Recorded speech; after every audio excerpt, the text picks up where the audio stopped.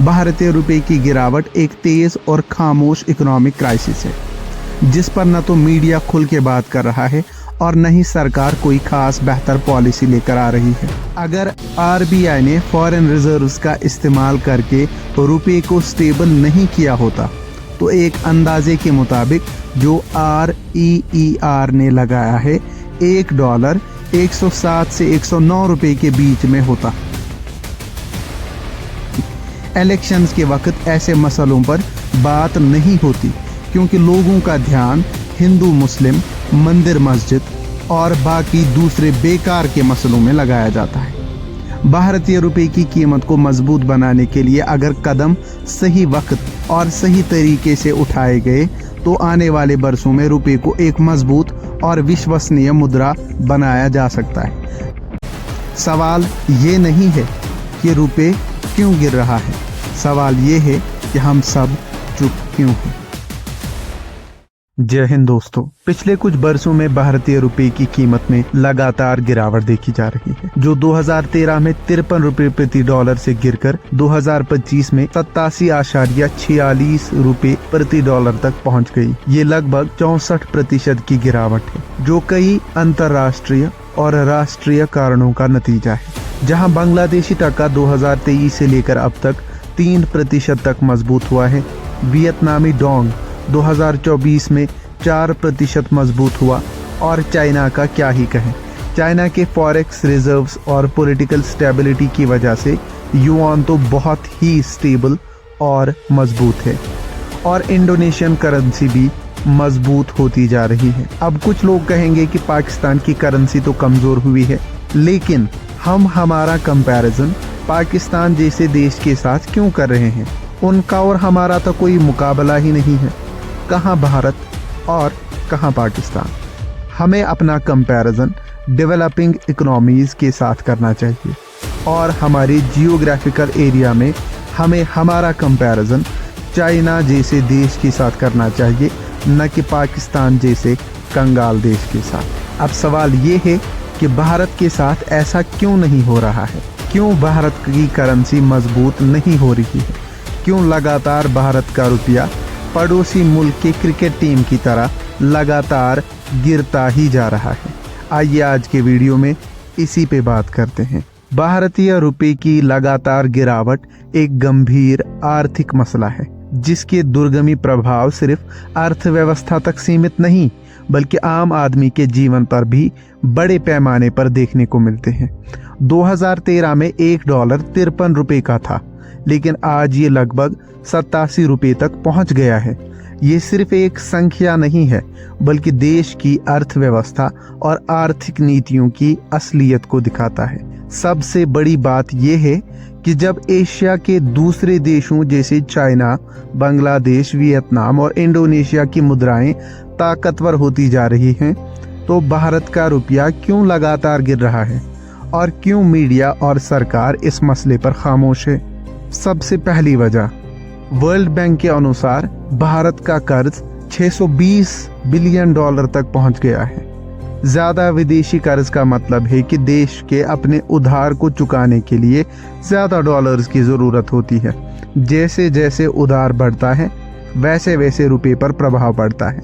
भारत का विदेशी कर्ज 2024 के अंत तक तकरीबन $620 बिलियन तक पहुंच गया था और ये रकम सिर्फ एक अदद नहीं बल्कि मुआशी निज़ाम पर एक बड़े दबाव का इशारा है। अगर हम गुज़श्ता चंद सालों का जायजा लें तो ये वाज़ेह होता है कि विदेशी कर्ज मुसलसल बढ़ता जा रहा है। 2019 में विदेशी कर्ज $558.5 बिलियन था, 2020 में $573 बिलियन था, 21 में $590 बिलियन था, 2022 में $612 बिलियन था और 2024 में $620 बिलियन का कर्ज है। यानी 2019 से 2024 तक ये कर्ज बढ़ता ही गया है और इसमें कोई भी कमी नहीं आई है। और ये वर्ल्ड बैंक का डेटा है और आरबीआई की एनुअल रिपोर्ट में भी ये डेटा छपा है। इस कर्ज में जो हुकूमत का कर्ज है वो 20% है और गैर हुकूमती कर्ज तकरीबन 80% है, जिसमें तिजारती उधार, NRI जमात और मुख्तलिफ बैंकिंग इदारे शामिल हैं। विदेशी कर्ज का ज्यादा हिस्सा अमेरिकन डॉलर में है, जो कुल कर्ज का 53% है।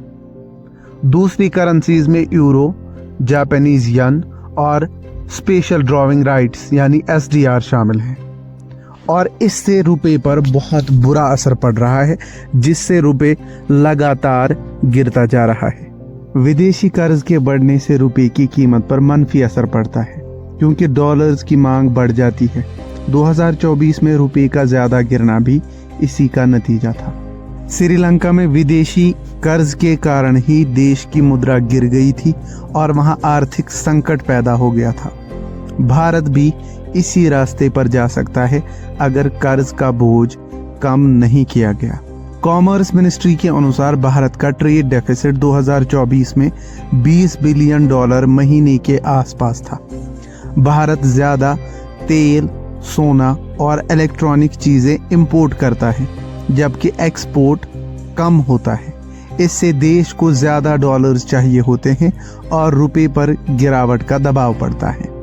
भारत हर साल 85% तेल इंपोर्ट करता है, जबकि बांग्लादेश और वियतनाम जैसे देश अपने तेल की डिमांड को डाइवर्सिफाई करने के लिए रिन्यूएबल एनर्जी पर जोर दे रहे हैं। और साथ साथ जो अंतर्राष्ट्रीय सियासी तनाव और जियोपॉलिटिकल फैक्टर्स हैं, वो भी हम मानते हैं कि वो भी रुपए के इस तरह से गिरने का एक कारण है।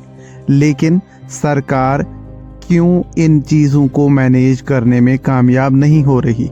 क्यों सरकार रुपए को मजबूत करने के लिए कुछ ठोस स्टेप्स नहीं ले रही? भारत एक डेवलपिंग कंट्री है और जैसे ही दुनिया में कहीं पे तनाव बढ़ता है, वैसे वैसे इन्वेस्टर्स अपना पैसा वापस ले लेते हैं। रशिया यूक्रेन जंग से दुनिया भर के इन्वेस्टर्स अपना पैसा वापस ले रहे हैं और सिर्फ स्टेबल इकोनॉमीज जैसे अमेरिका, यूरोप और चाइना में इन्वेस्ट कर रहे हैं। आखिरी चंद महीनों में भारतीय रुपये की गिरावट का सबसे बड़ा रीजन विदेशी जो इन्वेस्टर्स हैं उनका भारत के बाजारों से पैसा वापस निकालने से हुआ है। फॉरेन पोर्टफोलियो इन्वेस्टर्स ने अपना पैसा इंडियन मार्केट से निकालकर दूसरी डेवलप्ड इकोनॉमीज जैसे अमेरिका, यूरोप और चाइना में इन्वेस्ट किया, जहां पे मुनाफा ज्यादा है। फाइनेंशियल एक्सप्रेस की एक रिपोर्ट के अनुसार अक्टूबर 2024 में FPIs ने लगभग 94,000 करोड़ रुपए भारत के बाजारों से निकाल लिया, जो एक महीने में सबसे ज्यादा कैपिटल आउटफ्लो है। कोविड-19 के बाद पहली बार इतनी बड़ी संख्या में और इतनी बड़ी रकम भारत के बाजारों से FPIs ने निकाल दी। 2025 में लगातार पैसा बाहर जाना ये भी एक रीजन है कि रुपया लगातार गिरता जा रहा है। फ्री प्रेस जर्नल की एक रिपोर्ट के मुताबिक 2025 के पहले 45 दिनों में ही FPIs ने 1 लाख करोड़ से ज्यादा पैसा भारतीय बाजार से निकाल लिया। ये इस बात का सबूत है कि सरमायाकार अब भारतीय बाजार में कम यकीन रख रहे हैं और अपना पैसा महफूज और मुनाफा बख्श बाजारों में लगा रहे हैं, जैसे अमेरिका और चाइना। कोविड-19 के बाद भारत की अर्थव्यवस्था बहुत धीमी रफ्तार से संभली है। IMF के हिसाब से भारत की GDP ग्रोथ रेट 2024 में सिर्फ 6.1% थी, जबकि वियतनाम और बांग्लादेश की ग्रोथ रेट 8 से 9% तक की थी।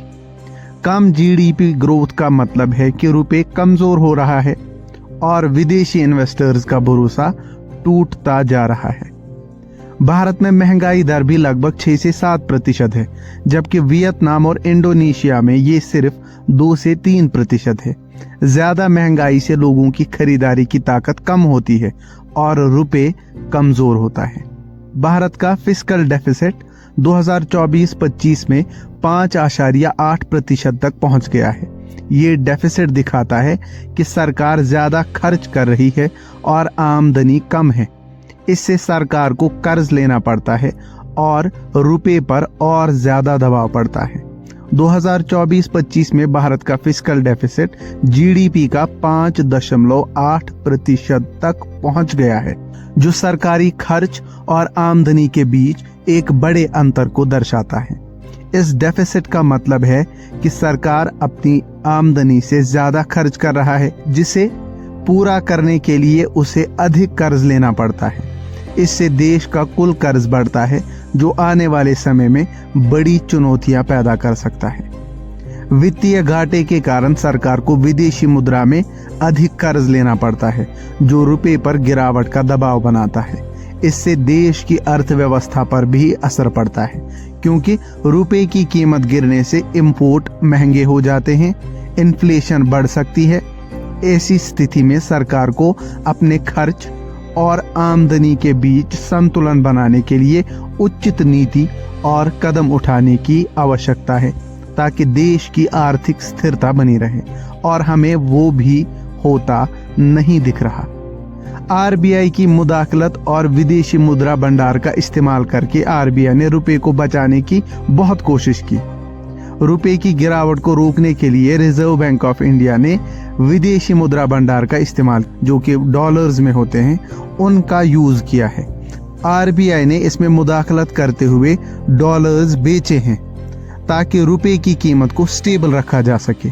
इस अमल के दौरान भारत के विदेशी मुद्रा भंडार में कमी देखी गई है। दिसंबर 2024 से जनवरी 2025 के दरमियान विदेशी मुद्रा भंडार में 79 बिलियन डॉलर्स की गिरावट आई है, जो इस बात का इशारा है कि आरबीआई ने रुपए की कीमत को बरकरार रखने के लिए अपने भंडार का इस्तेमाल किया। अगर आरबीआई ने फॉरेन रिजर्व्स का इस्तेमाल करके रुपए को स्टेबल नहीं किया होता, तो एक अंदाजे के मुताबिक जो REER ने लगाया है, $1 107 से 109 रुपए के बीच में होता, जिससे हम खुद भारत की अर्थव्यवस्था की दुर्गति का अंदाजा लगा सकते हैं। हाल ही में फरवरी 2025 में आरबीआई ने रुपए लिक्विडिटी को बेहतर बनाने के लिए $10 बिलियन का three year dollar rupee swap auction announce किया है। ये कदम बैंकिंग सिस्टम में रुपए की सप्लाई को बढ़ाने और लिक्विडिटी डेफिसिट को कम करने के लिए उठाया गया है। अगर इतना सब कुछ हो रहा है, तो यहाँ पे सवाल ये है कि इस मसले पर कोई बात क्यों नहीं कर रहा। मीडिया और सरकार ये मसला छुपाने में लगे हैं, क्योंकि इससे सरकार की आर्थिक नीतियों की कमजोरी सामने आ जाएगी। इलेक्शंस के वक्त ऐसे मसलों पर बात नहीं होती, क्योंकि लोगों का ध्यान हिंदू मुस्लिम, मंदिर मस्जिद और बाकी दूसरे बेकार के मसलों में लगाया जाता है। भारतीय रुपए की कीमत को मजबूत बनाने के लिए अगर कदम सही वक्त और सही तरीके से उठाए गए, तो आने वाले बरसों में रुपए को एक मजबूत और विश्वसनीय मुद्रा बनाया जा सकता है, जो लेकिन हमें अभी तक होते हुए नहीं दिख रहा है, जिसका नतीजा सिंपल होगा कि भारतीय रुपए और ज्यादा गिरेगा। और कुछ रिपोर्ट्स के अनुसार तो भारतीय रुपए इस साल के पहले हाफ में 95 रुपए प्रति डॉलर तक गिर सकने का अनुमान जताया जा रहा है। तो जो भी करना होगा जल्दी करना होगा, वरना रुपए 100 के पार चला जाएगा और हम कुछ नहीं कर पाएंगे। जैसा कि हमने पहले ही कहा, भारतीय रुपए की गिरावट एक तेज और खामोश इकोनॉमिक क्राइसिस है, जिस पर न तो मीडिया खुल के बात कर रहा है और न ही सरकार कोई खास बेहतर पॉलिसी लेकर आ रही है। अगर इस मसले को जल्दी नहीं सुलझाया गया, तो इसका असर आम आदमी की जिंदगी पर और भी ज्यादा होगा और भारत का नाम दुनिया के तेज तरक्की करते हुए मुल्कों में पीछे छूट सकता है। भारतीय रुपए की गिरावट सिर्फ एक आर्थिक मसला नहीं है, बल्कि ये देश की अर्थव्यवस्था और सरकारी नीतियों का एक आईना है। जब तक इस मसले पर खुलकर बात नहीं की जाएगी और सही कदम नहीं उठाए जाएंगे, तब तक आम आदमी की जेब धीरे धीरे खाली होती रहेगी। अगर आपको लगता है कि इस मसले पर आवाज़ उठनी चाहिए, तो इस वीडियो को शेयर करें और हमें कमेंट्स में अपनी राय ज़रूर दें। सवाल ये नहीं है कि रुपए क्यों गिर रहा है, सवाल ये है कि हम सब चुप क्यों हैं। एक और वीडियो लेकर आपके सामने फिर हाजिर होंगे। जब तक के लिए जय हिंद।